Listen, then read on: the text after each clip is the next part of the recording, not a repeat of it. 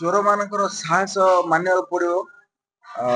गाँव रे रास्ता रे चोरी डकायती करवा छाड़ी के चोर मान सब मंदिर मुहा होइछथि। अवश्य हमर मंदिर विशेष किसी जाई नै काहे ना हमर जे अछंत प्रेसिडेंट से 12 तारीख दिन हुंडी दिगा खाली करगिरी जहाँ भी हमर ट्रस्ट रे जमा हो जाइतिला। तथापि 12 तारीख रु आज पर्यंत जो भक्त माने जहाँ किसी भी दिटा हुंडी रे पकैतिले सेटा तो हिसाब कराई नै। तथापि 4-5 हजार टंका निहाती हेतिबो।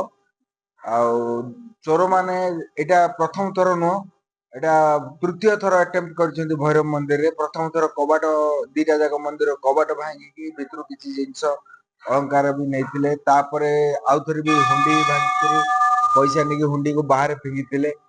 आजी फेरे राती केतेबेले की आसिकरी एटा हुंडी दीटा जाक भांगी पैसा नै जाइछन्ती। एथिपई प्रशासन एवं पुलिस प्रशासन निश्चित भाव में ध्यान देवा कथा। बोरिगमा अंचल रो बहुत मंदिर रे बे हुंडी चोरी गोटे ट्रेंड हे गलानी। प्रत्येक मासरे गोटे गोटे जगह रे मंदिर रे चोरी होछि। सेतपे हमें आपण माध्यम रे पुलिस प्रशासन को अनुरोध करछु।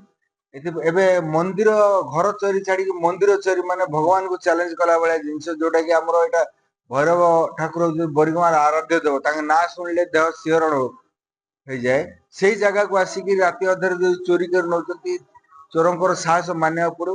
एथिपे आमे आपन माध्यम रे अनुरोध करछु पुलिस प्रशासन मंदिर मान ऊपर टिके विशेष ध्यान देले भल हेता। काहे ना एटा धर्म ऊपर को गोटे चैलेंज कला भलिया जिंस।